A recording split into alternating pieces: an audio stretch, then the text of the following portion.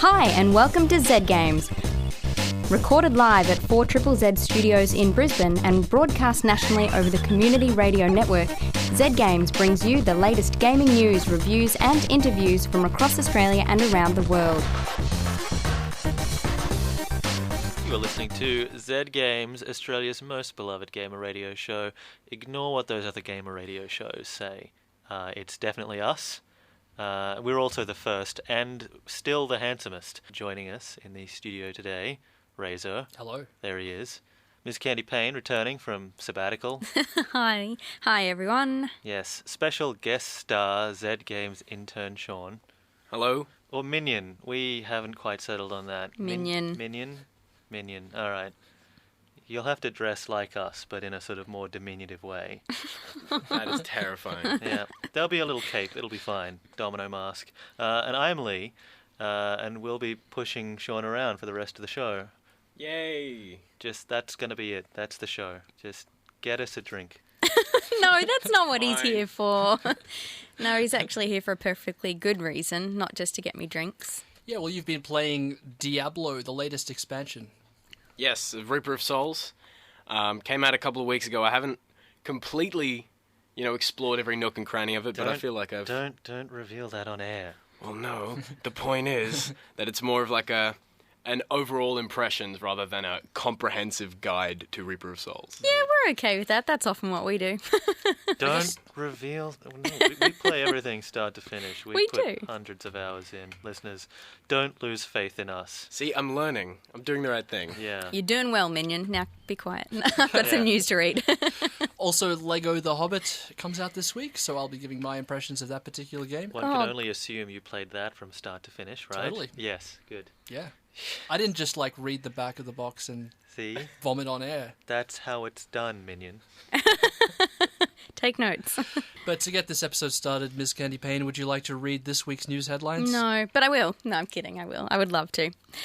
Players of Call of Duty Ghosts will soon be able to have their matches announced by perhaps the most chilled-out announcer of them all, Snoop Dogg, or Snoop Lion, or whatever you want to call him this time round.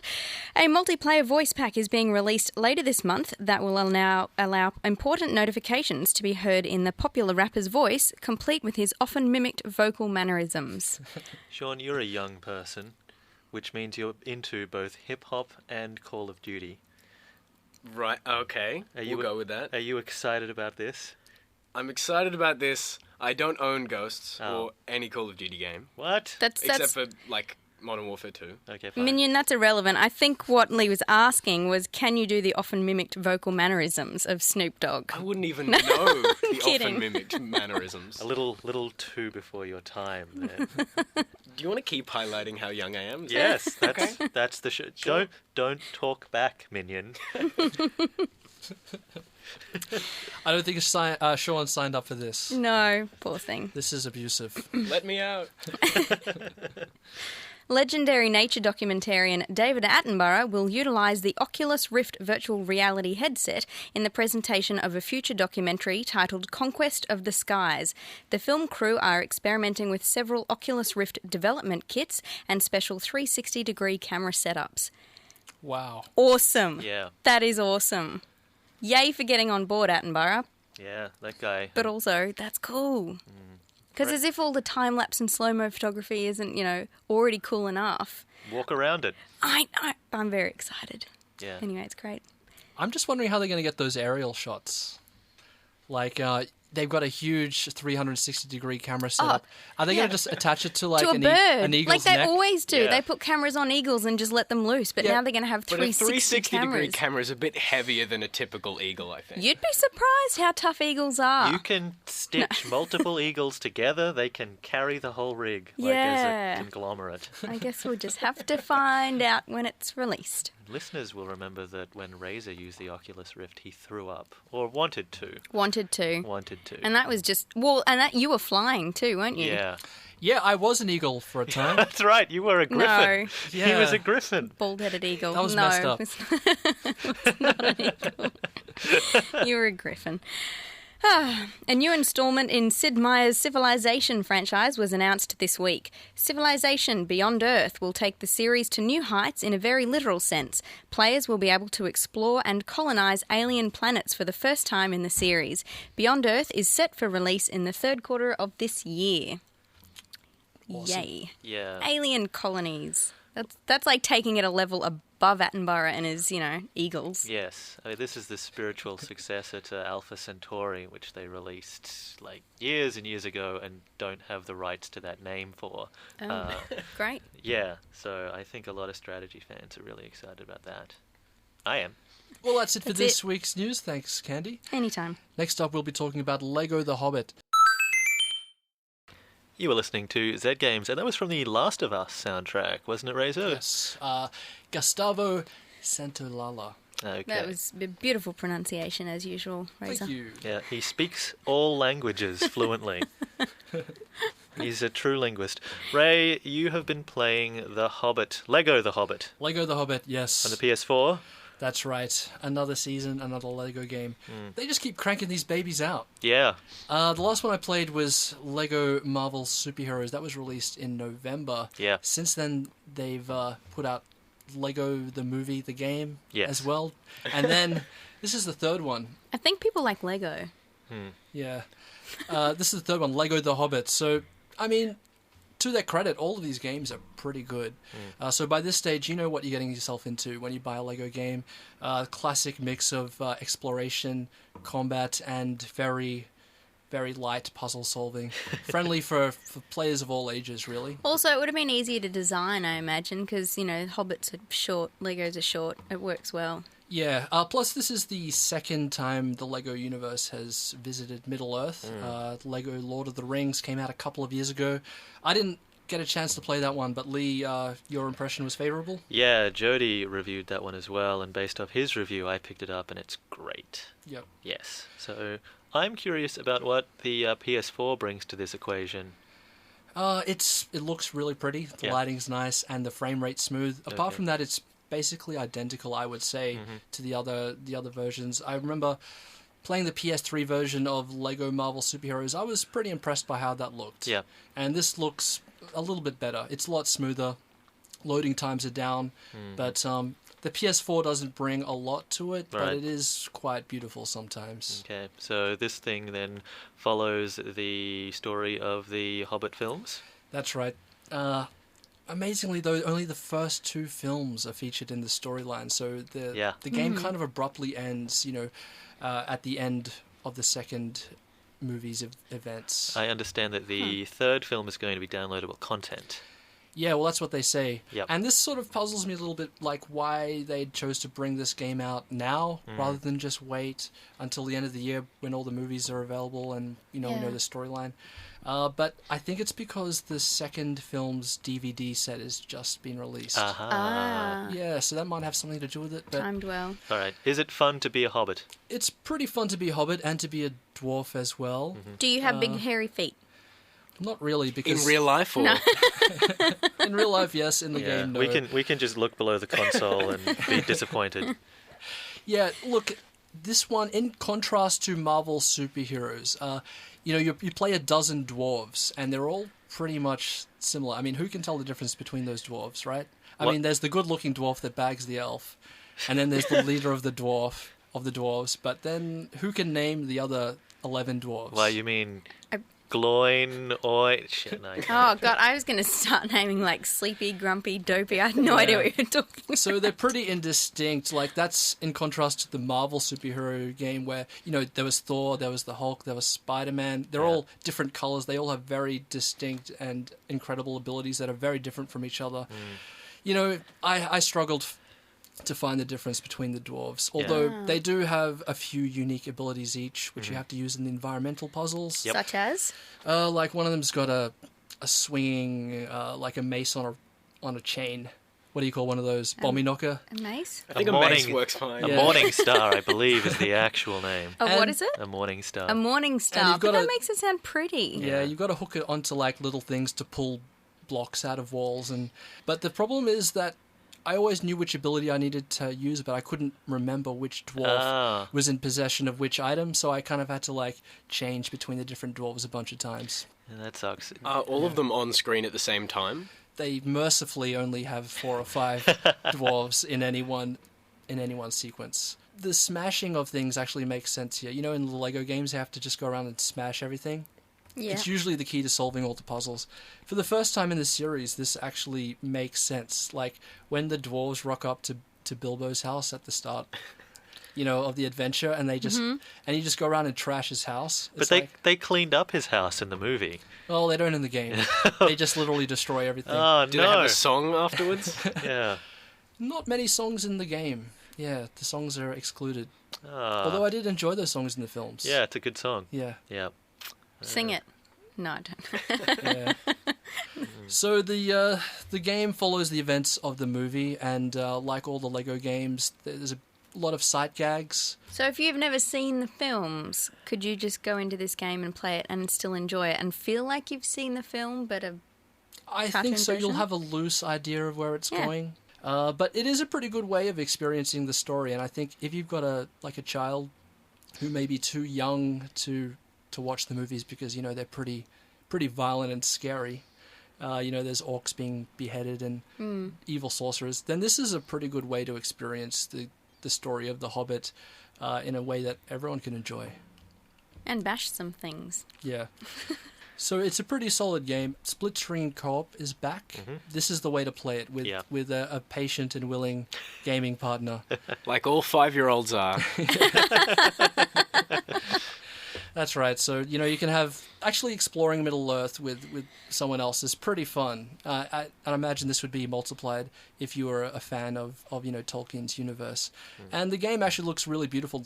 Not everything is made of Lego. The environments are kind of rendered in a realistic fashion, and only the props and some of the key items are made of Lego. So, well, that is LEGO The Hobbit, which is available for basically every single platform. Lee, name a platform. The box. Nintendo Xbox. GameCube. No. No. Okay. The Atari 2600. Name a current platform. Game Boy Advance. You suck. Well done, man. So this is the console version. Atari Jaguar. Ouya. All right. Oh yeah, Okay. he says it like I say it. Well done, Minion. He's passed. Okay, seriously, it's available for PS4, Xbox One, PS3, 360. The Wii U is coming shortly next month. 3DS and the PS Vita. All right, next up, Sean is going to be telling us all about Diablo 3 Reaper of Souls. To get us there, here is Lords of the Rhymes with Nine-Fingered Frodo. That was Lords of the Rhymes with Nine-Fingered Frodo. You're listening to Zed Games. Now, Sean, you have been playing the latest expansion to Diablo 3, which is called Reaper of Souls. Yes, and that's referring to the new bad guy. Diablo is defeated in Diablo 3, so they have to pull a new villain out of nowhere. Spoiler alert, Sean. Oh, well, to be quite honest, Minion. if the game's called Diablo... Anyway, we won't delve into that. He's talking back again. I'll get the hose. Tell us about this Reaper of Souls.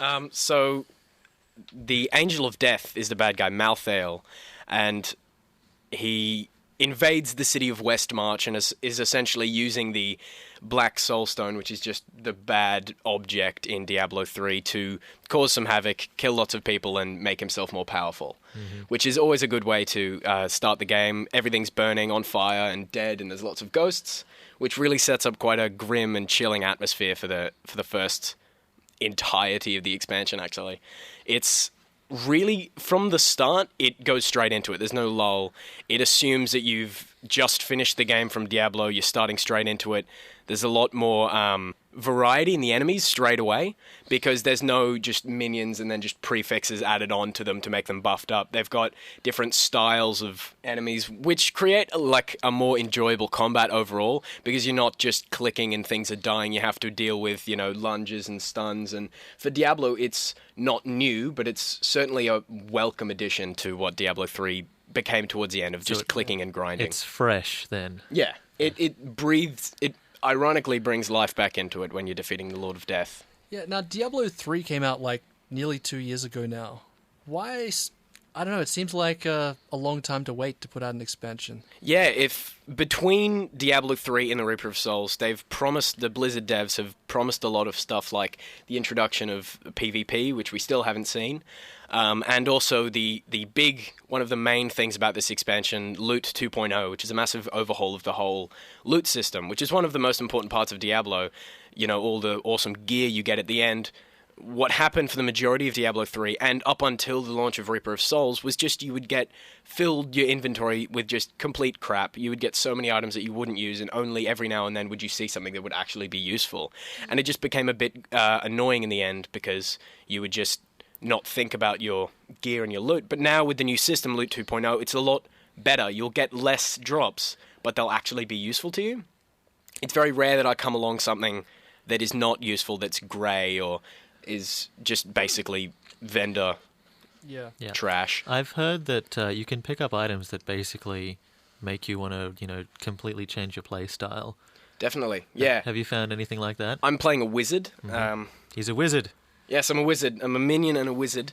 And so there's different styles of damage. You can deal arcane or fire or, all the traditional elemental stuff. But I have noticed that with particular skills, if you're not familiar with the Diablo kind of skill set, you've got different runes to attach to your different abilities to adjust them in different ways according to your playstyle. But I've actually done a lot of customizing and changing because of the new items that I've found. Because instead of just having lots of pointless stats, they've also, in Reaper of Souls in the new expansion, they've simplified it down.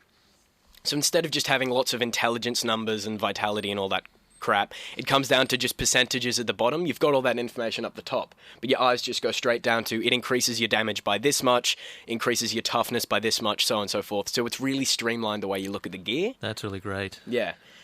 Less numbers and more gameplay. So it's not just an expansion, they're taking this opportunity to kind of overhaul and refine the system as well. Yeah, it's definitely what it needed for about 2 years. Because unless you're a hardcore Diablo fan, once you finish the game, there wasn't anything to do. Yeah, I mean, I picked up the game like 2 years ago, finished it about 22 months ago, and I haven't bothered to boot it up again. So do you think that Reaper of Souls, is it a good reason to dust off the old Diablo 3? Almost certainly. Like, at the beginning, I was feeling worried that it would simply just be another grind fest, but I really quite quickly warmed to it, actually. It made the game a lot more fun. There was less, clicking and grinding, and I think it's what Diablo 3 was meant to be, but just 2 years late. Yeah. So if you have, had a bit of a Diablo 3 itch that you're willing to scratch, Reaper of Souls is the best time to do it. And there's a new class as well. Yes, so tell us of this new class. If you're really bored, there's 5 different classes, so for some reason if you played all 5, it's a completely new one. It's been 2 years. It has been 2 years, so the really hardcore could have done that. It's the Crusader, which is basically a rip-off of the Paladin from Diablo 2. Mm-hmm. So Paladin, you can expect it's just holy weapons, big shields, tanky style of gameplay. I've played a little bit of it, not too much, but it's very fun to hit things with a big sword and be essentially the tank in your group if you decide to play multiplayer. It's what it needed, because the Barbarian, which is the other kind of offensive melee warrior style class, didn't have too much tank capability. So now if you're really looking for the traditional roles in your Diablo group, you can get a tank and all your other favorite ones like healer and so forth. Cool.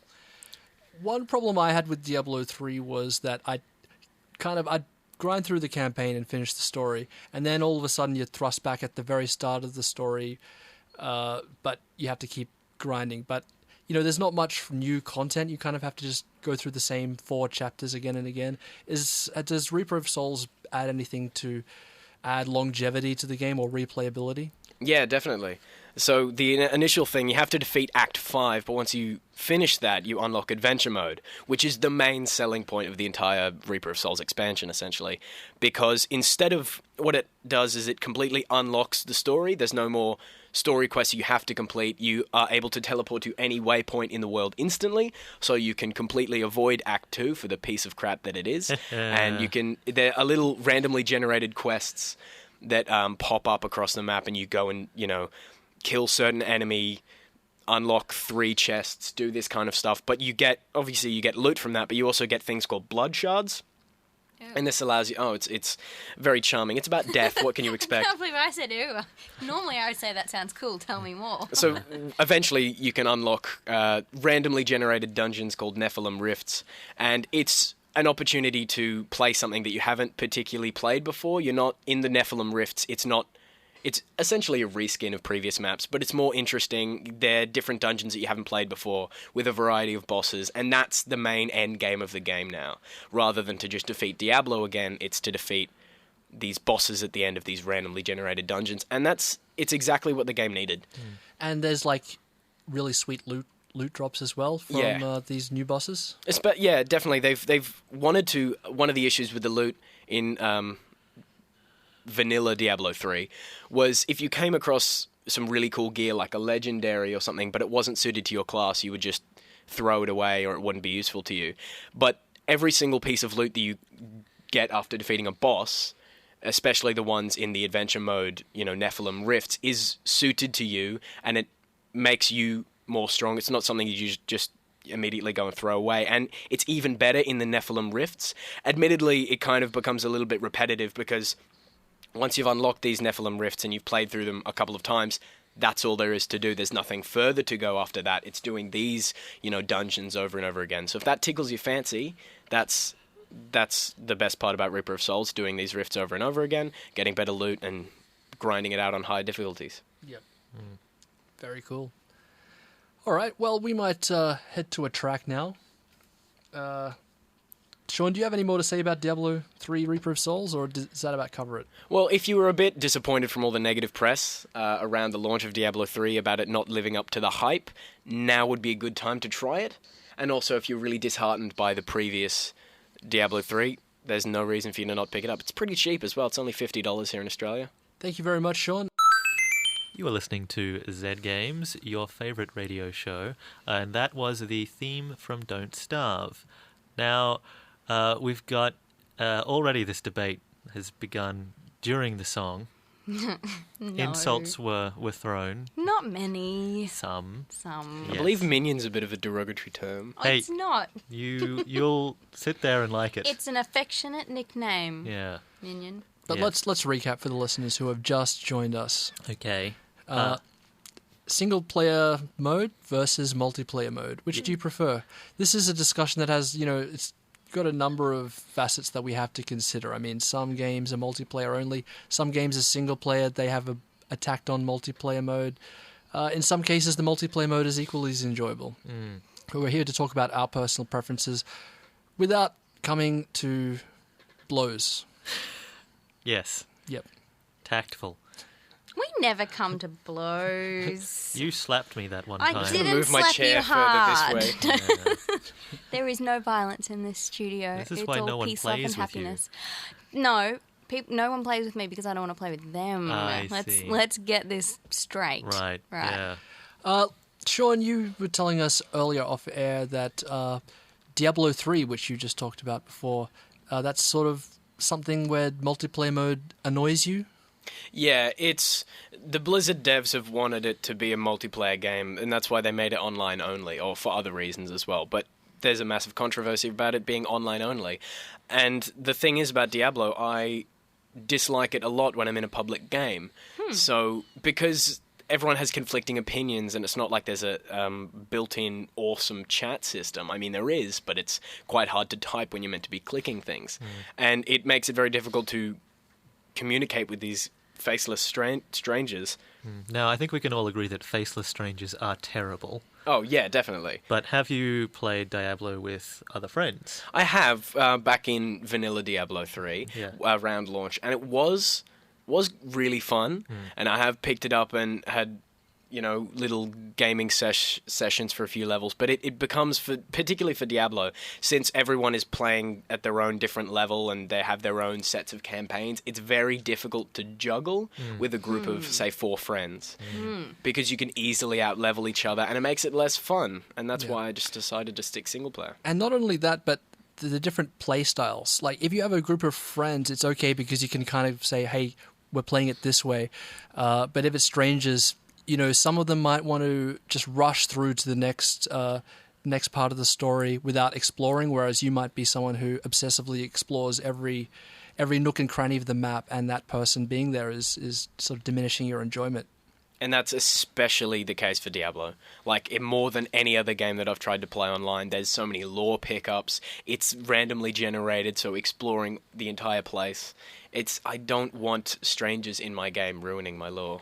So it's interesting Yes. that they have, like, almost hamstrung the game around the online-only component, wanting people to come and play as a group, and yet they haven't properly designed the game so that it makes it easy to play with others. Yeah, they don't have a very easy system for people to... I mean, you can easily find a party and you can teleport to each other, so it does have the features there for people who are interested in playing in a group.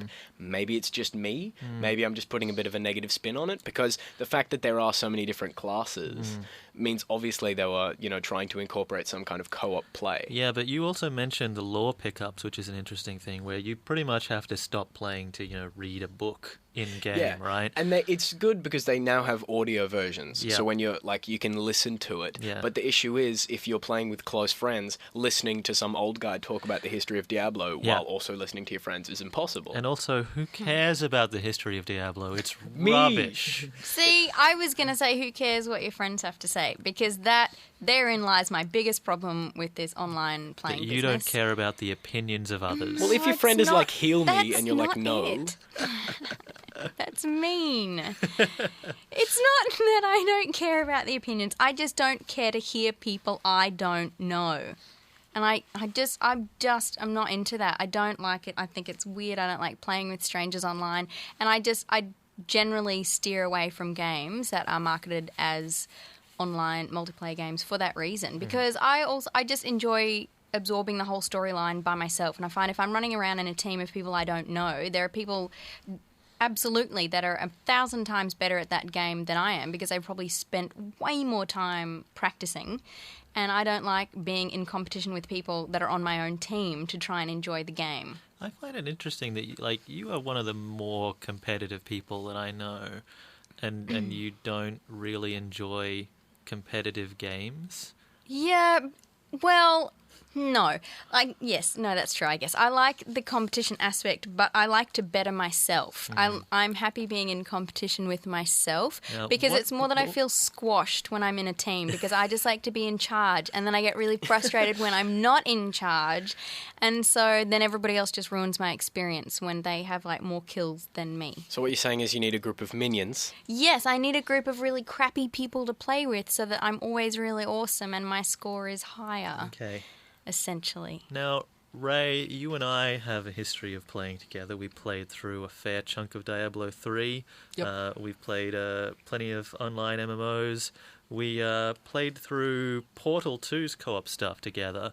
And, I think of that as actually some of the formative stuff for our professional and personal relationship. Oh, friends. Yeah, definitely. Yeah.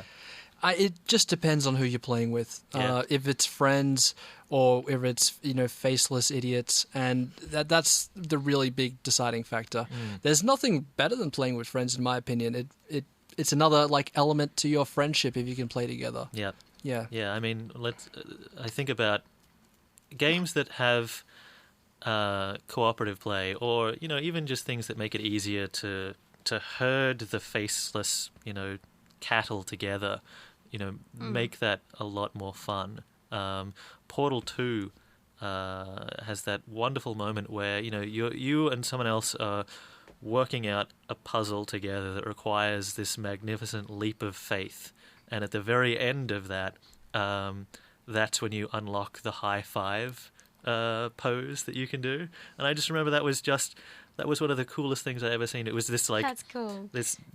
Each character had to be on opposite sides. They had to coordinate their portals together and then leap off at the same time, so that at the end their hurling robot bodies would crash into one another at the same time, so you could drop on this tiny little platform that the exit was on. That's really cool. And that was, they built that whole thing around the idea that you needed to be working in tandem with another person. And I get that, and I quite enjoy that. Yeah. So that's where the competition side for me comes in, because I like the co-op stuff. It's just when there's lots and lots of people in a team. Yeah. Like, that's what it is. I don't like relying on other people to get the job done. I just want to be able to play through it at my level and do it well. Yeah. But that's the difference. Playing with one other person, I like that level of competition. It's strangers in a team. Yeah, I mean, let's face it, like, the average person on Xbox Live is a mouth-breathing idiot. Like the chip eater when I was doing the Plants vs. Zombies. Oh, my, for the love of God. Yeah. Put your chips down if you're going to wear a headset. That's all I have to say. It's quite talented they can use a controller while eating chips. I think they had a feed bag or Oh, something. revolting. Yeah, that sounded like he had his face in a trough. Yeah. Anyway. We didn't ask you, actually, about your experience playing with other people, because Plants vs. Zombies is a team-based game. Yeah. Was there anyone who, you didn't want to murder on your own team? Everybody wanted to add me as a friend, and then I got really uncomfortable about that, and I had to decline all of these friend requests. And there is a reason I'm not on much social media, and it's for that reason. I don't like having to be selective of friends that want to be my friend. But it was the same thing, and then that was what bothered me a little bit, was all the friend requests that came with playing with a group of strangers. There were a couple of people that I found I was very inclined to go and help, having become familiar with their names and having seen them help me out. Like if they revived me, and then I saw that they were struggling, I went after them and gave them a bit of sunshine and brought them back to life. That was lovely, but I didn't do it very often. So if that was... If you had that happen to you, listener, then you were one of the very few lucky ones, because out of the other 142 people I played with, I ignored them all and went on a killing rampage all by myself. Yeah, and Way more also, fun. that might be the first time you've ever helped anyone ever. Yeah, probably. Yeah. See, I occasionally like playing with strangers. Some of my fondest gaming experiences were with Team Fortress 2. Yeah. And I did not have an organised group of, 9 Team Fortress 2 people to just go and play a match. It was good finding... Occasionally it's fun playing with faceless idiots, because sometimes they're idiots and sometimes they actually become your friends, and I've made some awesome online friends just and people that you encounter in the server every now and then. And if you're playing something competitive and you start to develop a little bit of a relationship with some of these people, and it's quite fun meeting these people. And then on the other end of the spectrum, you've got the people that you hate. Yeah. Yes. But then there are just the Chip eater. in-betweeners, the people who don't speak. The people who are just on there to have a good time. And I think that it really comes down to the game that you're playing. Yeah. That's Because also it. there weren't many mouth-breathing chip eaters in Team Fortress 2. But then the whole idea is that they live on Call of Duty. Yeah. And I've barely played Call of Duty at all, so maybe I don't have that experience. Yeah, I think Plants vs. Zombies was quite a soft one for me to get involved with. I've done the Call of Duty stints, and I just didn't enjoy it. I don't like that there's always somebody better than me on the team. Really, that's what it comes down to. I want to be the one that gets the flag at the end. I want to be the one that has the awesome score and shot like 24 people in under 20 seconds, whatever. And single-player games let you be the hero, whereas Yes. multiplayer games put you in direct competition with other people who are Exactly. invariably better than you. Oh, invariably. Invariably. That's rough. Not invariably, Oh, Razor. man. Just sometimes, Man, often, that's- depending on the game, sometimes better than me. Oh, it is. Yeah. Whatever. It is. So they it's just have more time to play. This is going to end in violence again, listeners. No. Yeah, all this stuff depends on the game. I mean, some games are built for cooperative multiplayer. Others just have it tacked on or as an additional feature. And others, you have no choice but to participate in the multiplayer system. Or if anything, with the tacked-on system, sometimes it's the reverse. For instance, with the Call of Duty, most people are playing for the multiplayer rather than for the single player. Exactly. But I remember I really, really enjoyed some of the single-player campaigns of Call of Duty. I don't know, maybe I was an idiot back then.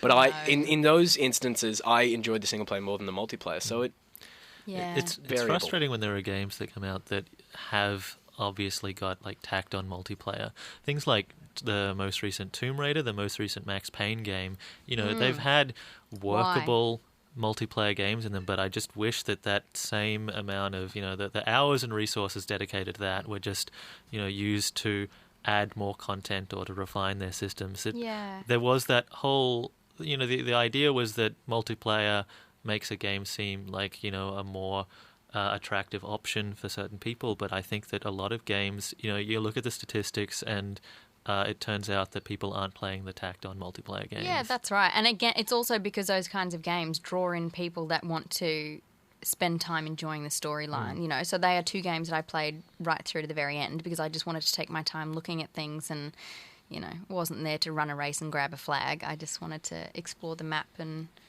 read all the artifacts and the end.